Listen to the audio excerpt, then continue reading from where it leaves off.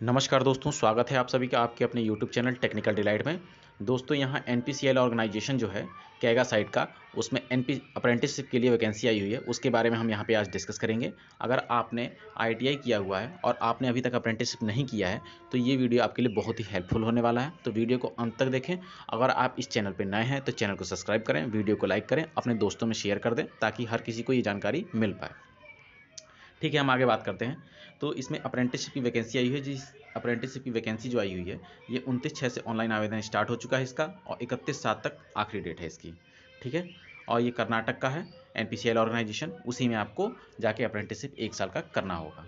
ठीक है, फिर इसमें आगे हम देखते हैं, हम जो ट्रेड वाइज हैं कितनी किस ट्रेड में कितनी सीटें हैं उसके बारे में यहाँ देख लेते हैं। देखिए यहाँ पे फिटर के लिए है 20 सीटें, टर्नर के लिए 4, मशीनिस्ट के लिए 2, इलेक्ट्रीशियन के लिए 30, वेल्डर के लिए 4, इलेक्ट्रॉनिक मैकेनिक के लिए 9, ड्राफ्टमैन सिविल के लिए 4 एंड सर्वेयर के लिए 2 पोस्ट। देन ओवरऑल जो पोस्ट है हमारी 75 पोस्ट हैं इसमें। ठीक है, और जिस भी रिलेटेड ट्रेड से आपने ITI किया है तो उसी में आप अप्लाई कर पाएंगे अप्रेंटिसशिप के लिए। फिर उसके बाद हम यहाँ देखेंगे कि जनरल कंडीशंस क्या हैं।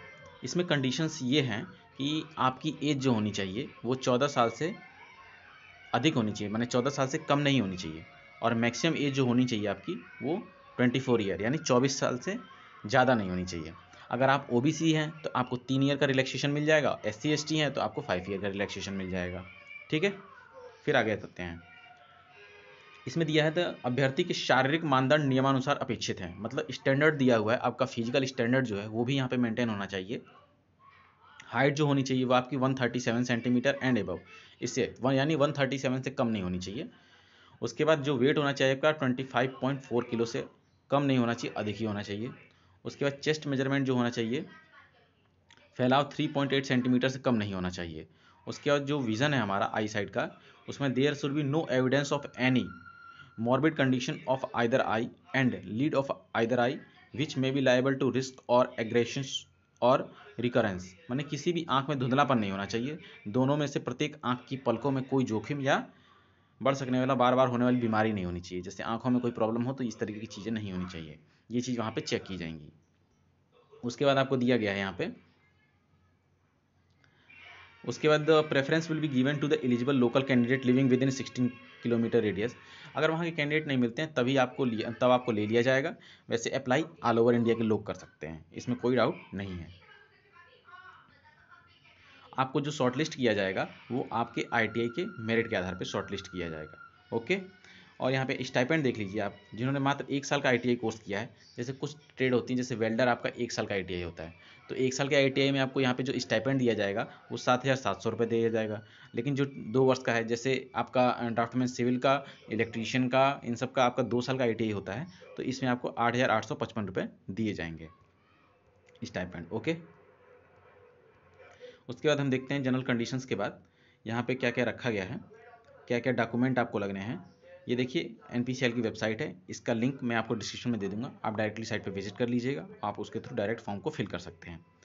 फिर हमारा चैनल टेलीग्राम ग्रुप भी है, आप उस टेलीग्राम ग्रुप को भी ज्वाइन कर सकते हैं, जहाँ पे मैं ये नोटिफिकेशन डालता हूँ उस ग्रुप में, और हर जो भी अपडेट रहती है मैं उसमें डालता रहता हूँ, तो आपसे कोई अपडेट छूट न जाए, इसके लिए आप हमारा टेलीग्राम ग्रुप भी ज्वाइन कर सकते हैं।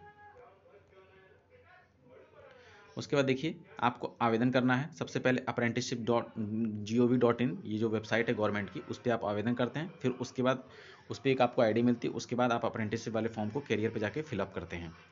उसके बाद यहाँ पे फोटोग्राफ एंड साइन, देखिए फोटोग्राफ कभी कभी क्या होता है कि अपलोड नहीं हो पाता है, तो उसके पीछे रीज़न होता है कि आपसे जो साइज़ मांगा जा रहा है आप वो साइज़ नहीं दे रहे होते हैं, इसीलिए कभी कभी फ़ोटो और सिग्नेचर अपलोड नहीं होता है। तो यहाँ पे इस चीज़ का आप विशेष ध्यान रखेंगे।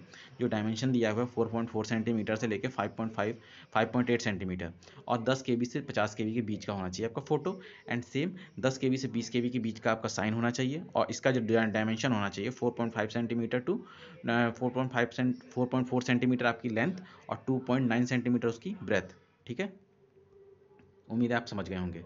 उसके बाद आपको डॉक्यूमेंट्स में और क्या क्या देना है, आपका हाई स्कूल का प्रमाण पत्र देना होगा, ITI का प्रमाण पत्र देना होगा, और ITI की एक प्रमाण पत्र आता है और एक मार्कशीट आती है, माने जिस पे मार्क्स होते हैं आपके, वो भी देना होगा। ठीक है, अगर आप किसी कैटेगरी से बिलोंग करते हैं तो उस कैटेगरी का प्रमाण पत्र देना होगा, और PWD वगैरह हैं तो आप उसको छूट के लिए आपको वो भी देना होगा। ठीक है, वैध पहचान पत्र में आप अपना आधार कार्ड दे दीजिए, वो आपका मान्य है, उसमें कोई दिक्कत नहीं है। ठीक है, तो ये छोटी सी अपडेट थी जो मैं आप सभी के सामने लेकर आया, और इसी तरह की वीडियो अगर आपके लिए हेल्पफुल है और इस चैनल पे आप नए हैं तो चैनल को सब्सक्राइब करें, वीडियो को लाइक करें, अपने दोस्तों में शेयर करना ना भूलें। धन्यवाद।